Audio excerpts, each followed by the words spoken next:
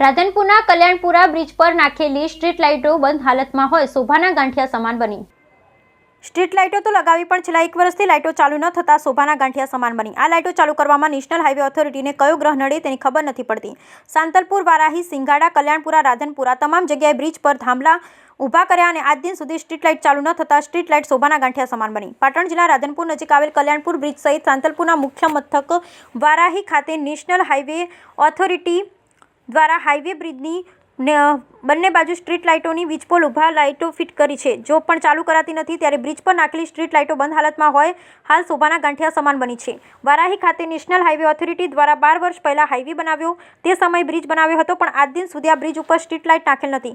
જ્યારે 1 વર્ષથી વધુના સમયથી સ્ટ્રીટ લાઇટના વીજપુર ઊભા કર્યા છે અને લાઇટ ઉપર લગાવવામાં આવી છે, પણ આ લાઇટો ચાલુ કરવામાં નેશનલ હાઈવે ઓથોરિટીને કયો ગ્રહ નડે છે તેની ખબર નથી। તો સાંતલપુર, વારાહી, સિંગાડા, કલ્યાણપુરા, રાધનપુરા તમામ જગ્યાએ બ્રિજ પર વીજપુર ઊભા કર્યા અને આજ દિન સુધી સ્ટ્રીટ લાઇટો ચાલુ ન થતાં આ સ્ટ્રીટ લાઇટ શોભાના ગાંઠિયા સમાન હોય તેવું લાગી રહ્યું છે। ત્યારે આ લાઇટો તાત્કાલિક ધોરણે ચાલુ કરવા લોકોની માંગ ઉઠવા પામી।